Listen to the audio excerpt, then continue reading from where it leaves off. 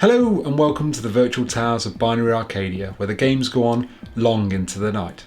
You're joining me today in my gaming memorabilia filming room. Recently done this room out, but unfortunately one of the pieces which I want to display doesn't look the best, and you're joining me hopefully in what will be a refurbishment of said piece. So which piece are we talking about? We are talking about this. This is my Sega Dreamcast, and it is looking a little sorry for itself. I don't know whether you can see that, but it's very yellow in colour. And basically I'm hoping that with some UV light and some hydrogen peroxide 12% concentrate, I will be able to basically bring it back to new. So let's get into it. So we're at the dining room table now, and it's time to get the screwdrivers out and start dismantling this. So enjoy. So on the Dreamcast, I've got a couple of plastic prying tools just in case, a selection of screwdrivers. Let's get started.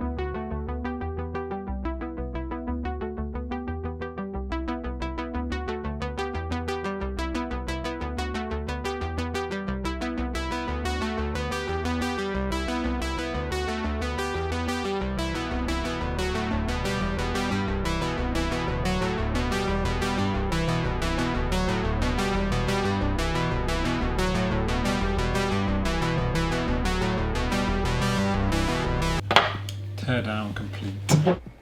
So there we have it, teardown complete. You'll notice that I have labelled up all of the screws, so I know exactly where each and every screw goes when we come to putting it back together. So that's the teardown. Now we're ready to start the hydrogen peroxide clean in the hope that it can sort our yellowing out. So on to it. So the strip down is absolutely complete. I've got all the bits I need to do. I'm going to have to do it in 2 sessions, I think.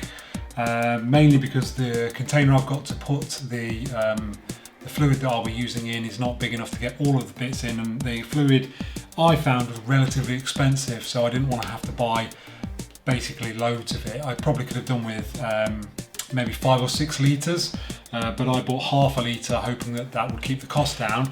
And I don't know if you can see that, it's basically hydrogen peroxide. It's the thing that I guess a lot of people might use to dye their hair, like bright white. It's 12%, so it's not particularly corrosive, which is ideal because obviously we don't want to damage the plastic. We just want to take the yellowing away.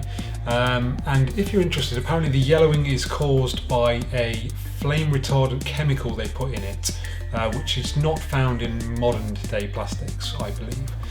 So we're going to be using hydrogen peroxide, and I'm also going to be using UV LED lights. So what I've done, I've got an old oven tray from the kitchen. Don't use this one very much anymore. And I've mainly just in case there's any problems with the plastic tub that I'm putting the acid into. I've stuck the UV lights onto that. As you can see, just plugs into the USB which we've got in the kitchen. I'm going to put my tray, which is a plastic tray. This is a polypropylene, I believe, tray. And then that's because that's, I think, having done some as much in-depth research as I can to try and prove that the acid won't affect this. I believe this won't be affected by the acid. So I'll put that into here so that we can ensure that if there's any leakage in the plastic, it's going to go into the tray. I'm going to submerge the pieces. So I've got the top piece. I've got the cover for the modem. I've got the controller port, which as you can see is particularly bad. And then I've got the 2 little buttons. Now I'm hoping that these won't float. If they do float, I can put some stainless steel bolts or anything stainless steel or weigh them down, but I'm hoping once they're full of the acidic solution that we can not have any problems with them floating. So last thing to do is pour the solution in.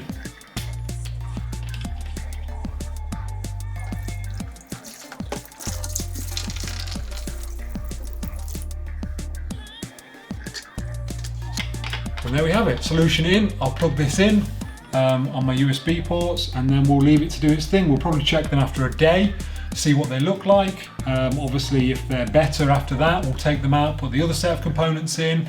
If they still need some work, then we will leave them for a longer period of time. So, join me for some results in a moment. So, I have had the parts in the hydrogen peroxide solution for best part of a week. Most parts have been in for maybe 2 days. And because obviously, as I said earlier on in the video, I don't have enough hydrogen peroxide to put all parts in at the same time. So it would be like maybe one part comes out after a couple of days, another part goes in for a couple of days. So if I can just show you some close-ups of how it looks so much better than it did. It's really worked nicely. And this piece in particular, I'll put a still up on screen now of what it did look like before it went into the hydrogen peroxide, and it looks so much better. So all that's basically left for me to do is to put it back together. So join me while I put it back together.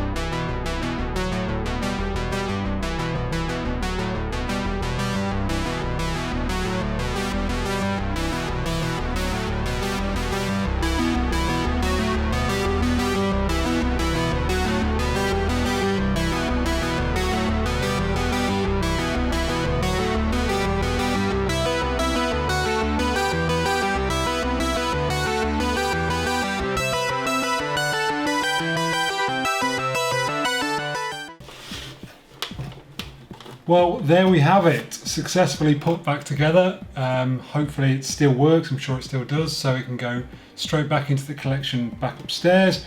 I'm sure you'll all agree that it looks 10 times better than it did previously. I'm really pleased with the results. I mean, it looks, apart from the top face, which has still got an ever so slight yellow into it, I think it looks absolutely fantastic. So I'm really pleased with the result. Hopefully you guys enjoyed that sort of tutorial and how-to video.